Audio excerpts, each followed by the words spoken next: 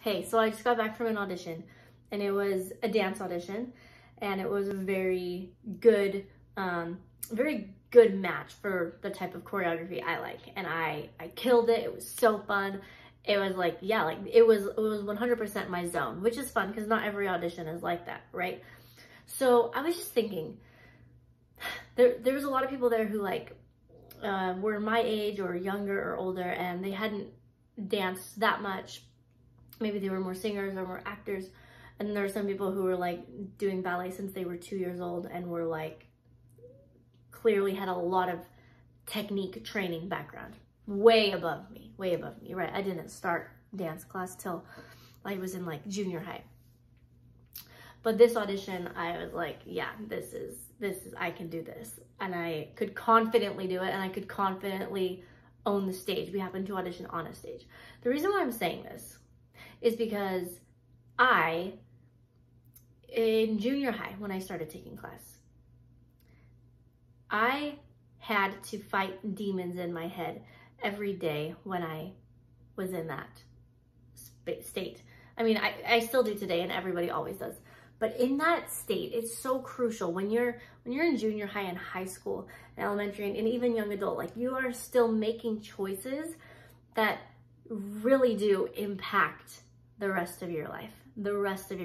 And so I knew what I wanted, right? That's all I knew. I just knew that I felt so connected and so happy, and that with this dancing, performing, and I just didn't know exactly what I wanted maybe, but I knew that I wanted to do it. And when you're 13, let me not say you, when I was 13, I didn't have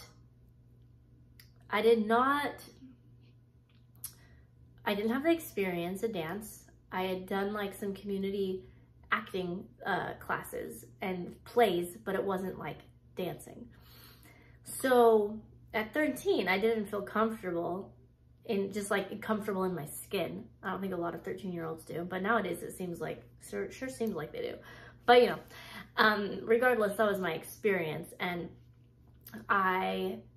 going to a dance class doesn't help. It does help grow that, but it's also like very vulnerable and like very pointing out and making you feel like you're just like so exposed. Especially when everybody else in my class had been at that studio for a very long time. And they were just like small and skinny and graceful and doing all the things, and I was not. But what I want to tell you is that I don't know how I had this in my head, but I remember I told myself when I was 13 and 14 and 15, I was like, Annie, you don't need to compare yourself to the people in your class right now, because you're not competing against them, even though it feels like you are. But you're not. You don't need to compare yourself against them, because all that matters is that when you're 19 or when you're 20, imagine, it's like, this was like the pep talk I gave to myself. I was like, imagine if you keep taking dance from 13, 14, 15, 16, 17, 18, 19, 20, that's a whole lot of years of dance. There's no way you're not going to be better. And then when you're 20 and you're auditioning against a 20-year-old who never took a dance class, well, then you're going to have a leg up above some people. And the people in your class right now, maybe they're never going to dance again after high school, but you know that you are. I knew that I would. I knew with every fiber of my being there was no other option. That was just part of how I was created. That was like why I was created. I knew that not dancing or not singing after high school wasn't even a consideration. That was like, this is like who I am. So, however, people that I was taking at my studio, it's not like a competition. Like everyone does and will ideally follow what they want to do. So they pursued whatever they pursued. And a lot of the times, just because I know them and I remember them from class, they're not still doing it. And even if they were, I wouldn't be competing against them.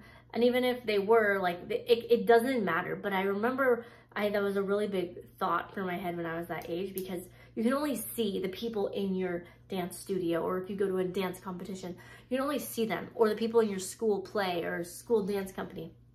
I just want if anyone's watching this in a similar situation, whether it's related to dance or a sport or a subject that you're like newly interested in, it is not too late. It is not too late. And when you do it, like, this is the time of your life. This is really the time of your life when you can do things that will literally shape your 19-year-old self, your 25-year-old self, your 30-year-old self, because of skills you have now. So I was walking out of that audition feeling like I killed it, hearing people behind me saying like, oh man, like that was pretty hard. We learned it pretty fast. And like, nothing against that. Like, I've said that too, and I don't feel this way after every audition. So, and I'm not like a technical dancer. So this is not a video about my skill. This is about that, like, at this particular audition, and like, that was the best audition of my life. I killed it. I was like freaking so confident. It was easy and fun for me. It was so fun, which is all that really matters. And all that I really tell myself anyway at auditions is I'm like, look, this is a fun dance class, ideally, and it's free. It's like I just learned to dance and it was free. That's how I think about it. So, and I'm like, I wouldn't be walking out here feeling this way if I didn't give myself, like, if I didn't go through that really uncomfortable season being years, junior high through high school, but somehow still going. And then, like, oh my gosh, I remember the first hip hop class I ever took. I wanted to hide in the corner and they were like, go across the floor. And I was like, oh, like, just let me like die. Like, it was so uncomfortable, so uncomfortable. And I'm like, why did I keep going? Because I really like struggled. Like, I really felt so awkward in dance class. I felt so awkward. But I kept going, I think because I could always connect to the bigger vision. Like, if I just watched a YouTube video of like anything that inspired me, So You Think You Can Dance, Broadway, I was like, they started somewhere.